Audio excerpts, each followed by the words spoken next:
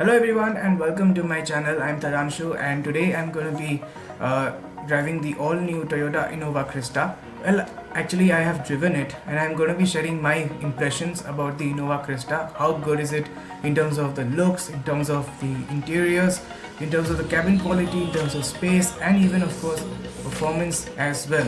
I would like to give a big thanks to Mr. Arvind from Esprit Toyota to give me this chance of driving this car and tell you how good it is. And let us now get started and see how the new Innova Crysta actually is. And at the end, I will be telling you whether you should go with this car or not.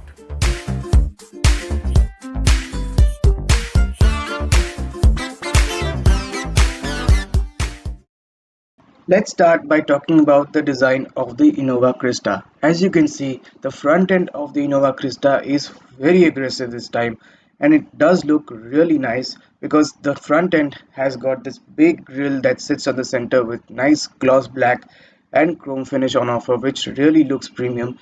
Then there are the headlights which are stretched and also has this beautiful chrome surround on offer, and also it even comes with 4-dot LED DRLs and projector headlamps as well, which really does give that big car like feel. Below that, there are the bumpers, which is nicely executed with the fog lights and turn indicators on offer. And it definitely really looks rather simple, but the way this thing looks is just amazing. And this really makes the Innova Crysta feel much more attractive and, of course, much like a bolder car than before. Then the side profile of the Innova Crysta also looks quite good, a little bit of a van-like, but still it is so nicely designed. There is no king in the window line, but even then it is still a pretty nicely shaped windows, which looks so huge. And even also the wheels are also very attractive. In this car, the top of the line variants will have 17-inch wheels, while the lower variants will come with 16-inch wheels. And still, if you actually pick any of the two wheels, they still really give the Innova Crysta a very good profile. And I also like the fact that it even also has good amount of ground clearance, and it really does feel like it is definitely a pretty big car. And also it can be driven in very different kind of conditions, especially with the ground clearance that is quite high enough so that you won't really able to worry about getting the underbelly touched to the ground so much. The rear of the Innova Crysta is also really attractive. It is definitely quite clean, but also those tail lamps that we see is really nicely shaped. And also, of course, you do get a nice spoiler on offer at the top with the high mounted stop light. And of course, there is the bumper at the back, which is very nicely executed. Doesn't have as much lines or creases to make it look a little bit polarizing. It really does have right amount of design elements that works really well. And to finish it off, it has got a shark fin antenna as well that ups the premium feel of the Innova Crysta. So overall, this Innova Crysta really now looks a lot more premium and more upmarket than the predecessor, and that's what we really like in this car. On the inside, the Innova Crysta is also extremely premium. It really has got a brand new design for the dashboard. I also particularly like the materials used here. It's very good. It's of high quality, and even also the fit and finish is also extremely good. There is nice wood trim used here on the steering wheel, on the dash as well, on the doors as well, which is also very good. Even also the steering is pretty nice to hold. It is adjustable for rake and reach. That is also good. The instrumentation is also very nicely designed. It has got two dials which are nicely designed. It's easy to read, and the MID display on the center offers so much information that just simply really makes it very nice, and also offers lot of information as well. The touchscreen infotainment system is also extremely easy to use. It has got navigation, Bluetooth connectivity, and the response overall is also very good as well. It's just that it does miss out on Android Auto and Apple CarPlay. You won't get right now as well. If the facelift version comes, then it might able to get this feature. Even the rows that it comes on offer are of three, especially for seats, and definitely there are two different configurations. There is the captain seat and the bench seat option as well. But the captain seat version is also very good. It offers good amount of comfort for the second row, and obviously there is ample space on offer as well. As you can see, I have lots of leg room and knee room as well, and even also The headroom of the Innova Crysta is also very good. So for my height, it is definitely very, very impressive. And even the seats are just so comfortable. They really are designed for long drives. The boot capacity also is enormous for an MPV of this size, and if you can see in the picture that all three rows are raised up, and even if you raise the seats up, they still have enough space for your luggage to be loaded in. If you want more, then you can fold the third row seats down and it can open a lot more space for your boot. If that's not enough, then you can simply really fold towards the side. That is also really making it even more practical as well. This Innova Crysta probably is a perfect workhorse for airport trips, and for long drives I think this capacity boot is just so much for this kind of an MPV, so that you can able to pack a lot more and go for occasional drives. Talking features, the Innova Crysta comes with a lot of kit like push button start for the engine. It has cruise control, steering mounted audio controls, automatic climate control, eco and power modes, a touchscreen infotainment system with reverse parking camera, navigation and Bluetooth connectivity. It has DVD player. It also comes with a 8-way power adjustable driver's seat, vehicle stability control, hill start assist. Safety-wise, the Innova Crysta comes with 7 airbags as standard on the top spec variant, while the lower trim levels will make do with only 3 airbags. But what is also coming is ABS with EBD, and even also comes with disc brakes on all 4 wheels for better braking performance. And also, of course, as I told you earlier, that there are other safety features like vehicle stability control, hill start assist, and even traction control as well.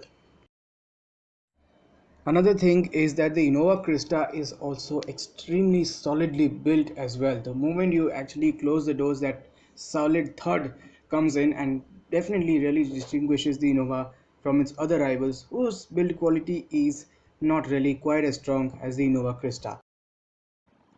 Speaking about the engines, the Innova Crysta comes with a 2.4-liter 4-cylinder turbo diesel engine and of course a 2.7-liter petrol as well.